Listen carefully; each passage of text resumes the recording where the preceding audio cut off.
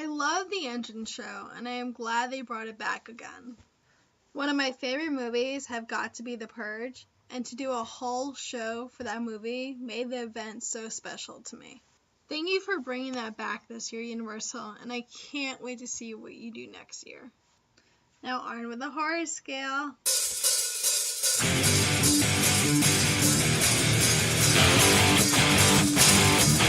Okay, so first I'm going to be doing the houses on a scale from 1 to 10. Dusk till dawn. I thought this house was great and one of the best. This is my first house that I went into. Cass was very into it and scared me a lot. I screamed in every room. However, when I went in it while Cass B was in it, I did not get that scared as much. Still, I will give this house a 10. The Walking Dead. This was the first time they used a new warehouse. It was much bigger and made the house even longer to go through.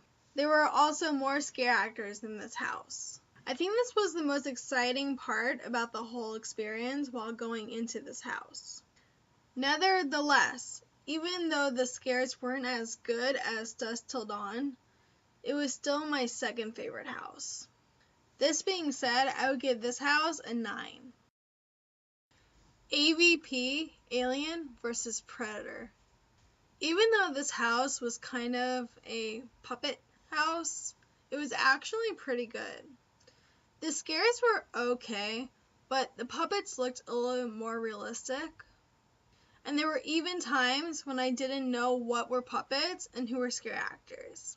I also loved the whole design of the haunted house because it felt like you were on a real spaceship. Thus being said, I would give this house an 8. Dracula Untold, Reign of Blood. This house wasn't my favorite, but the design of the house was pretty amazing. The reason why this house wasn't so good is because I didn't know what was really going on.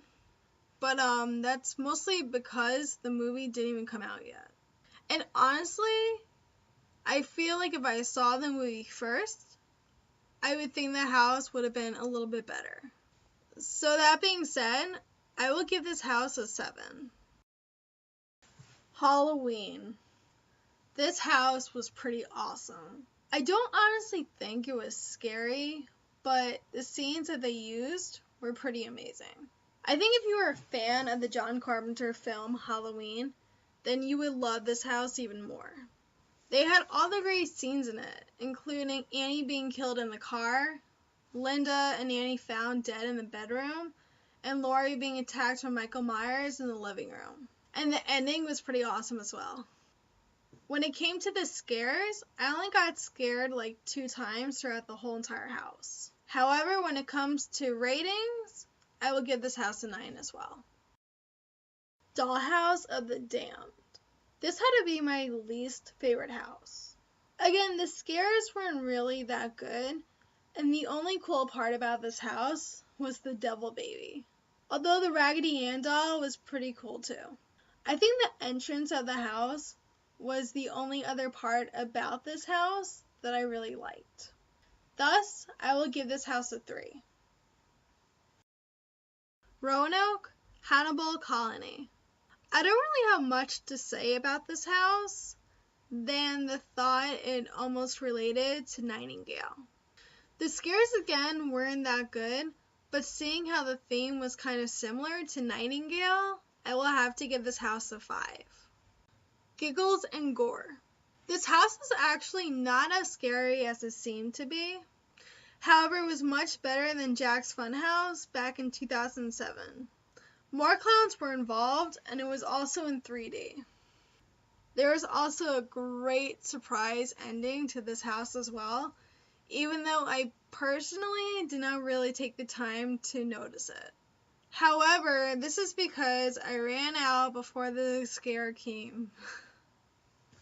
I also enjoyed the video and music that was shown outside the house while you're waiting to go in it. On a scale from 1 to 10, I think I'll give this house a 6. Don't hate me, Giggles and Gore. You know I still love you.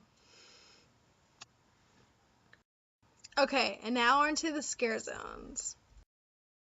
Masquerade Unstitched. This was the first scare zone that I entered. Exactly like the same mindset that I had before I went to the event, I thought this scare zone resembled the Phantom of the Opera in a lot of ways. This actually made me love the scare zone even more. Although besides the awesome chandelier that they had, there weren't many decorations in the scare zone, and that was a little disappointing to me. So I would have to give this house a 7 from a scale of 1 to 10. The Purge Anarchy. This was my favorite scare zone throughout the whole park.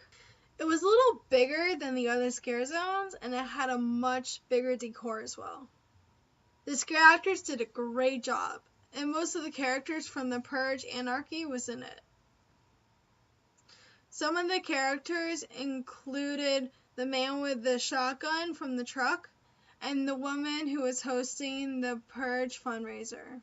There were also some chainsaws featured in the scare zone as well. Another thing I loved about the scare zone was the announcement to the Purge that was heard throughout the scare zone itself, along with both the announcement and different clips of the Purge going on the TV screens. The scare actors also really interacted with the guests, and they had their live auction in which the guests could be a part of. That being said, I would have to give the scare zone a 10.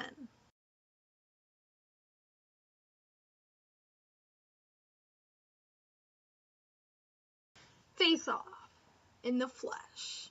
I'm actually a huge fan of the TV show, so of course I thought the scare zone was epic. I thought seeing some of the characters that were created in the show in person was pretty cool. And being able to take pictures of them were pretty awesome.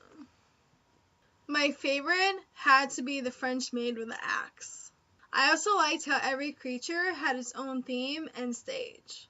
Although there weren't much decorations throughout the street, the scare zone itself was pretty cool. I would give it a 9 in my eyes. Bayou of Blood.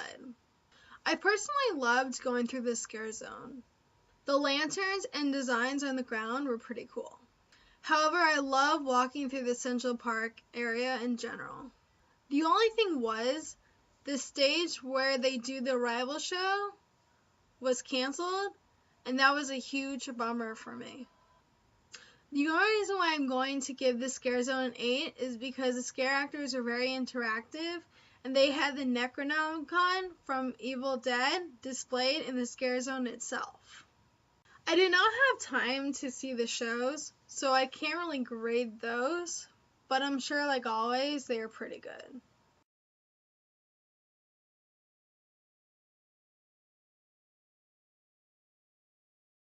My only 2 complaints throughout this whole video is that I wish they brought the chainsaw drill team back and placed them in their own scare zone again. I also think they should have spread the scare zones out more throughout the park around the Springfield area because there was nothing going on over there. And that was kind of a bummer for me. Well, I really appreciate you guys watching my horror scale on Halloween Horror Nights, and I would really love to hear what you guys thought about each house, scare zones, and even shows if you guys were able to go and see them.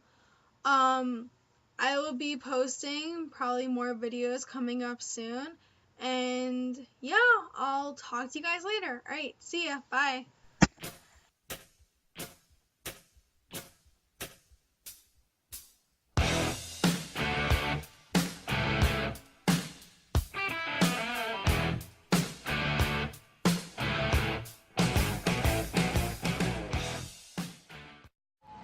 This is your emergency broadcast system. At the siren, all crime, including murder, will be legal for those who have been selected to purge. Those officials ranking 10 or higher must remain unharmed, and any usage of weaponry class 4 or higher is forbidden. All emergency services will be suspended for the next 12 hours. Those not following the rules of the purge will be executed.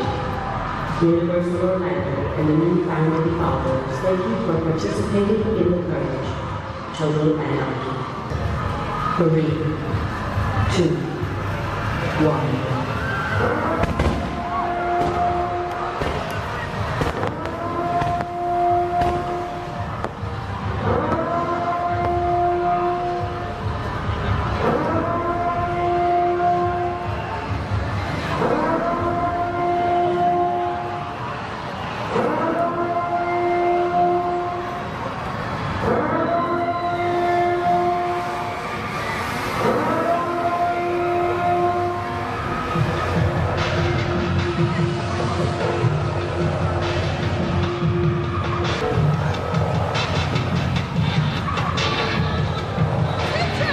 Hey, how's it going? Are you guys vlogging? Yeah.